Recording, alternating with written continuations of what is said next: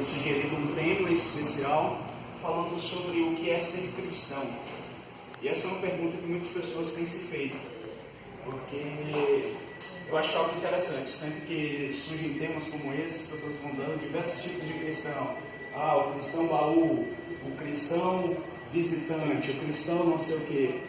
Eu acredito que existem dois tipos específicos de cristãos: os que foram realmente convertidos e os que foram convencidos. Dentro desse grupo de pessoas, muitos estão dentro da igreja, que fazem parte desses dois grupos. A gente percebe isso em toda a Bíblia, em todo o relato, sobre as próprias pessoas que andavam junto com Jesus Cristo. Você vê que existia a multidão, pessoas que estavam atrás de Jesus Cristo pelos milagres que ele poderia oferecer, outros pela ideia, pela euforia, e alguns realmente porque foram convertidos e transformados por Jesus Cristo. Surge uma coisa que é o seguinte: a definição de religião. Muitas pessoas são religiosas, nem todas elas são cristãs. A religião se define como o seguinte: crença na existência de um poder ou princípio superior sobrenatural, do qual depende o destino do ser humano e ao qual deve ser respeitado com obediência. Postura intelectual, moral, resultado dessa crença. É um termo bem complexo, né? A gente imagina isso aqui é religião, e a gente poderia dizer até com palavras mais simples. A religião é uma crença que a pessoa tem em uma divindade. Basicamente é disso tudo que está nessa definição. E diversas divindades são cultuadas ao redor do mundo. Nós, em específicos, cremos na figura de Jesus Cristo. Isso nos torna praticantes de uma religião, mas uma religião específica, que é o cristianismo. Pode passar? Então nós temos aqui a definição de cristão. Cristão é aquele que professa ou frequenta a igreja de uma das modalidades do cristianismo. Então apenas religioso ou cristão não pode nos definir, porque existem diversas modalidades dentro do cristianismo. Aqueles que agem conforme e comparado com os princípios do cristianismo. Ou seja, todo cristão deve ser praticante. Você não é cristão. Você pode crer. Uma coisa muito comum é a gente dizer assim: se você crê, você automaticamente é cristão. Não. Você é cristão se você é praticante da fé do cristianismo. E continua com o seguinte: aquele que recebeu a influência do cristianismo e dos seus princípios. Essas são as três características que formam o que é ser um cristão. Pode passar? Mas aí surge a grande pergunta: porque muitas pessoas se definem como cristãos. Hoje nós encontramos diversas religiões, nós encontramos diversas entidades dentro do Brasil que se dizem cristãos. E a gente surge uma dúvida assim: todo mundo é cristão? Seria o nosso desejo que todos fossem cristãos, mas nem todos foram convertidos. Existe um grupo muito grande, esse grupo inclusive faz parte da nossa igreja, grupo de pessoas que foram convencidas pela fé, mas não convertidas. Isso se demonstra por meio das ações, porque embora nós sabemos que a condição humana jamais consegue se tornar a impecabilidade por causa da nossa natureza pecaminosa, nós sabemos também que existem muitas pessoas que tornaram o pecado um hábito na vida. E a gente se pergunta assim: de fato essas pessoas foram convertidas a Deus? Pode passar? Então, eu fui pesquisar um pouquinho no espírito de profecia, estudar um pouquinho, e fui me perguntar o seguinte: quais são as características de um cristão que foi convertido? Porque existe uma distinção. Então agora a gente precisa compreender quais são esses dois grupos. O cristão convertido e praticante, ele é amoroso, atencioso com as pessoas. Essas são as primeiras características. E eu já comecei a me preocupar assim, porque nem sempre a gente é amoroso com todas as pessoas e atencioso com todas as pessoas. E uma das questões que mais as pessoas se queixam dentro da igreja é exatamente essa aqui. Tive a oportunidade de participar da comportagem. Na comportagem a gente visitou muitos dos membros da igreja. E a gente sempre costuma perguntar algumas coisas assim: você acha que a igreja falha em alguns aspectos? Elas sempre falam isso. Porque as pessoas são muito duras, porque os irmãos passam na rua e não falam com a gente, porque as pessoas não dão atenção para a gente. Então aqui já começa uma situação complicada. Quando a gente vê que tem uma igreja de uma forma que a grande maioria se questiona exatamente nesse ponto, significa que existe de alguma forma uma falha. E continua o seguinte: está sempre disposto a servir a obra. Essa é uma das características mais importantes das pessoas que se comprometem com a obra, exatamente por um problema que é o seguinte: Ellen White diz que um dos maiores problemas dentro da igreja, chamado de apatia, é quando a pessoa está dentro da igreja, mas nunca se envolveu com os projetos da igreja, com as atividades da igreja. E a gente consegue ver um sintoma dessa apatia exatamente no JA hoje, quando nós olhamos para a igreja e vemos diversos bancos vazios. Esse é um dos sintomas da apatia, né? O não se ouvir, não se envolver com a obra como um todo. Existe uma outra coisa que diz o seguinte: crer no perdão de Deus e saber que precisa melhorar. Como eu disse, todo cristão ele tem consciência de que não é possível ainda, antes da glorificação, vitória completa sobre o pecado. Mas ele reconhece também que é possível constantemente buscar essa melhora e viver sem ferir a lei de Deus. Uma outra característica é o cuidado com o corpo, a mente e a espiritualidade, que são as áreas específicas em qual a nossa igreja tem se proposto a trabalhar e a se dedicar de uma forma total. Estudar a Bíblia constantemente é uma característica do verdadeiro cristão, porque uma vez que nós professamos Jesus Cristo, e a Bíblia é o que nós temos de mais completo sobre a biografia de Jesus, então só podemos adorar e só podemos seguir os princípios daquilo que nós buscamos, daquilo que nós pegamos, daquilo que nós dedicamos a estar conhecendo.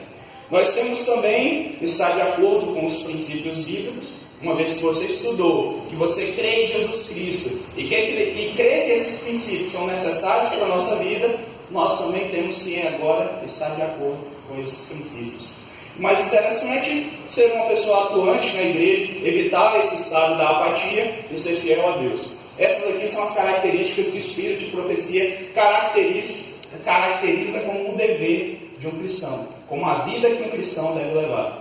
Pode passar?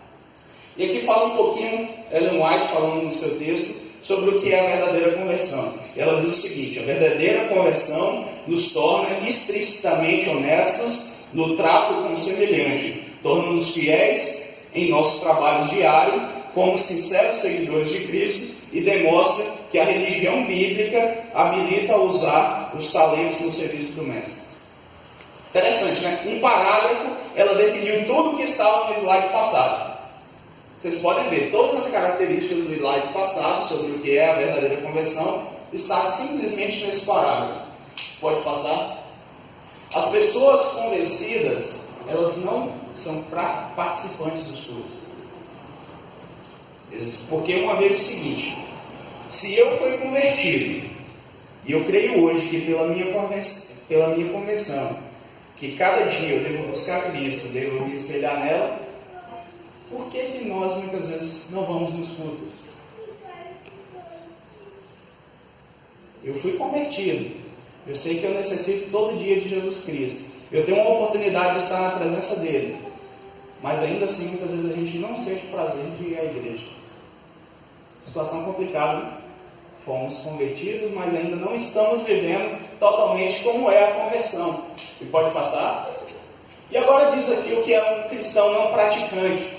O Espírito de Profecia define quem são essas pessoas, os cristãos não praticantes, aquelas pessoas que foram apenas convencidas de que a igreja é boa, que aqui a gente vai encontrar amizades, que aqui a gente vai vencer todos os problemas da nossa vida. A gente é convencido de uma série de coisas. E esse ato de ser convencido cria um grupo específico de cristãos dentro da igreja que tem essas características.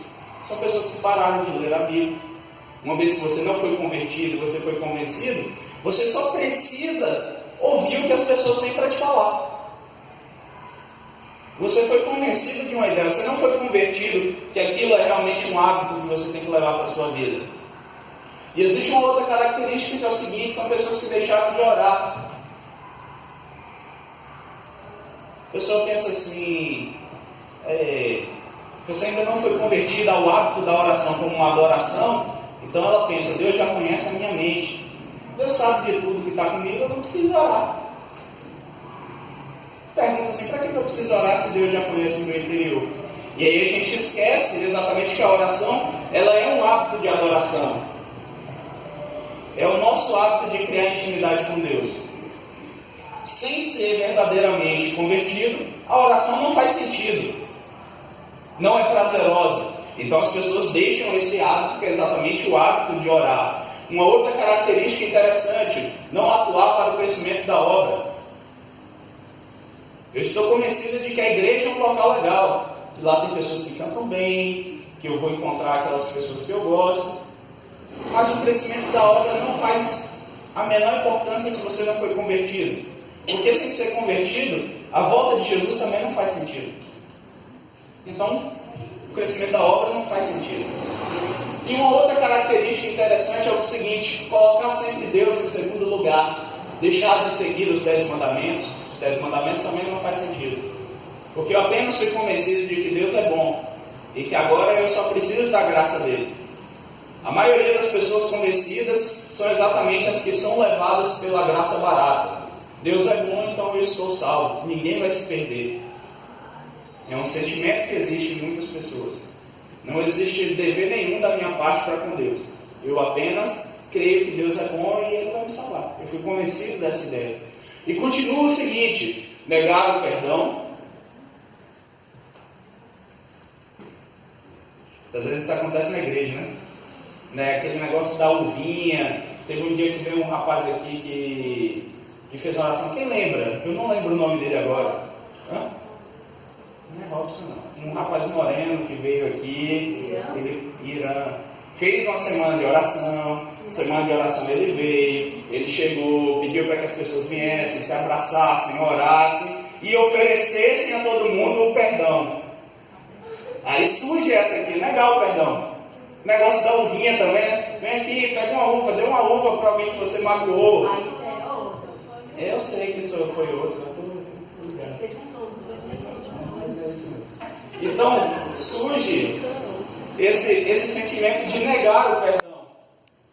Como que eu fui convertido a Jesus Cristo? A crer que Jesus Cristo deve fazer uma transformação. Que eu quero habitar no céu. E que no céu é uma atmosfera de paz, mas eu não sou capaz de perdoar uma pessoa. Muitas vezes somos convencidos da necessidade de que queremos a salvação, vivemos por Cristo, fomos transformados, mas ainda não aprendemos a perdoar. Essa é uma característica das pessoas que foram convencidas, e o Espírito de Profecia deixa firme isso. A pessoa verdadeiramente convertida está pronta a perdoar o irmão. E sabe por que isso? Exatamente por causa de uma frase que eu acho a mais fantástica de todas.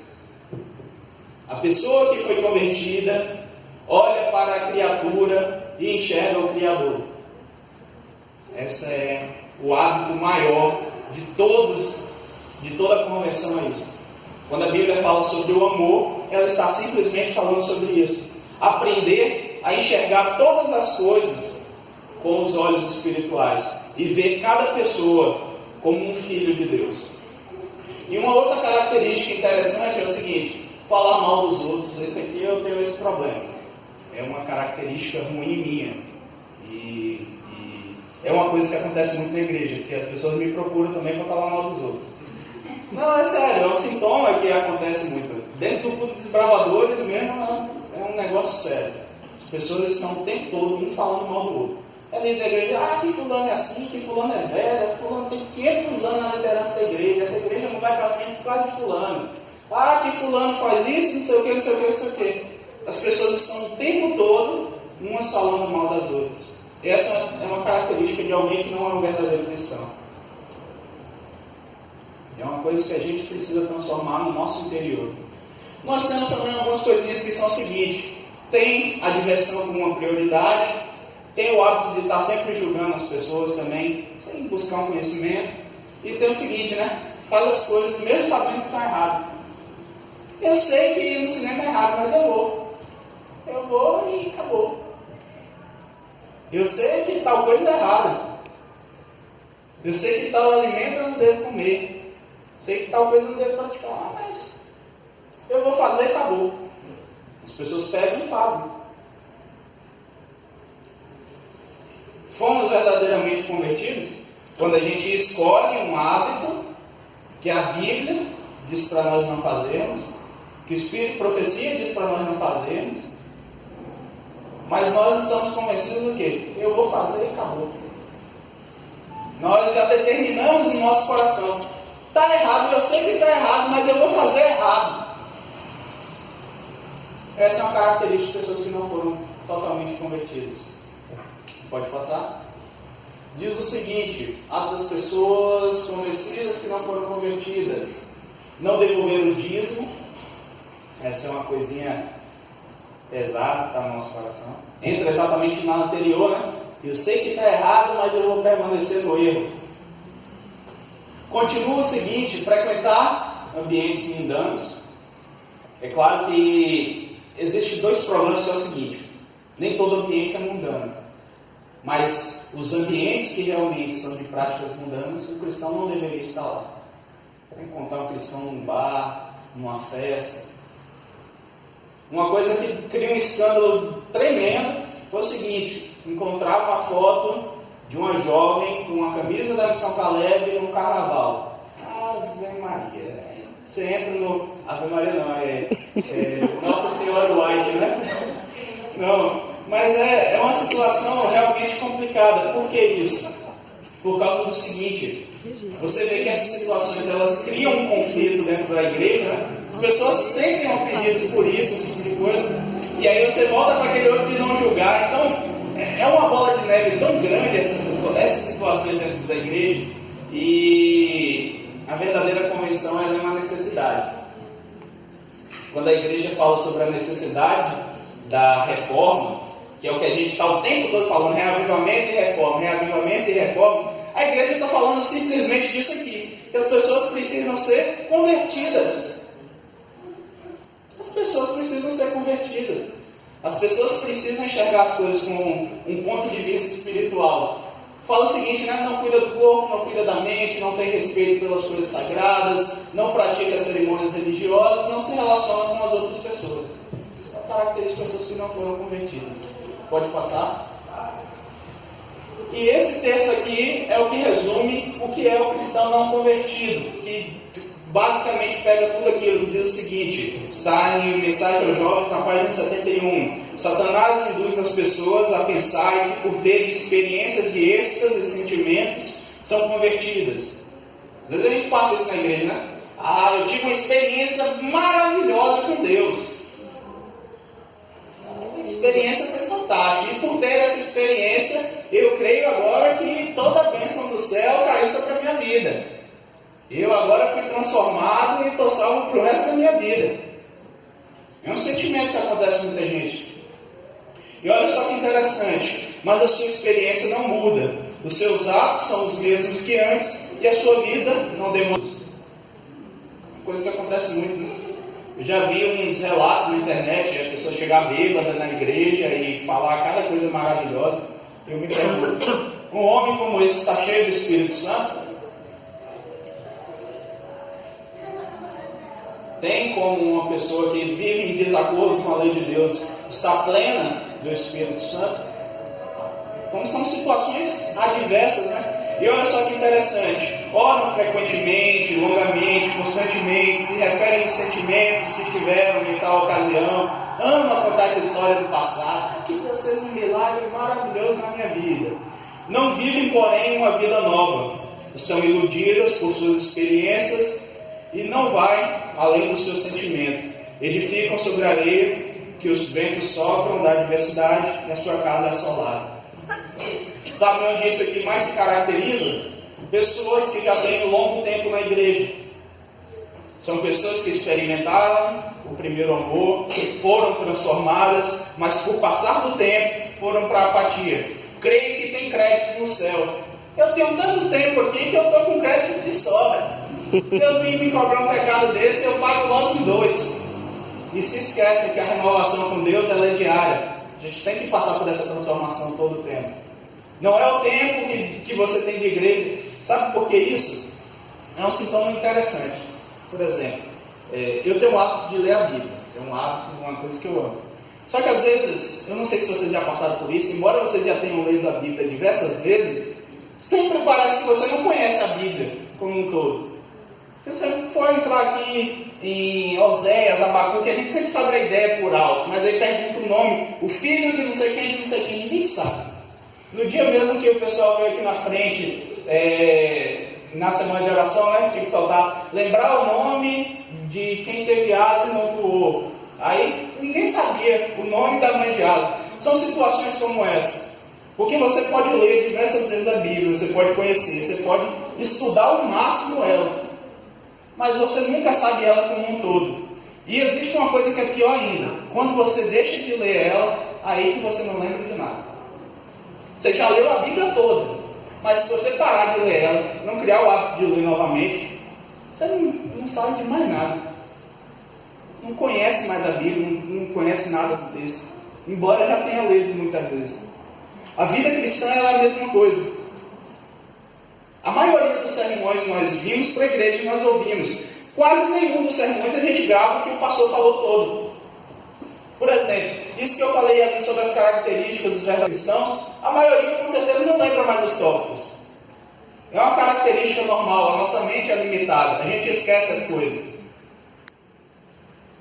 As coisas a gente esquece. E se a vida cristã ela não for praticada o tempo todo, nós entramos no estado da apatia. Nós cremos que tivemos uma experiência com Deus, porque vivemos com Ele no passado, mas não passamos a viver com o Deus agora.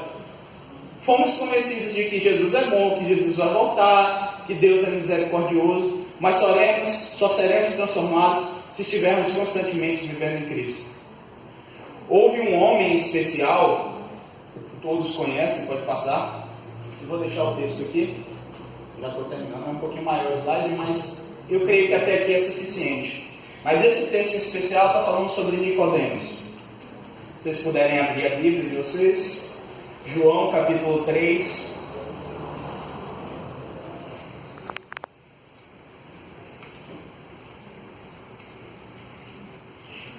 Enquanto vai abrindo, as primeiras palavras são: havia entre os fariseus um homem chamado Nicodemos, membro do Supremo Tribunal dos Judeus. Então aqui a gente já não está falando de uma pessoa leiga, né? Falando. Ele fazia parte do Supremo Tribunal Judeu. Era um daqueles homens lá do STF. Então você imagina que não era qualquer coisa não.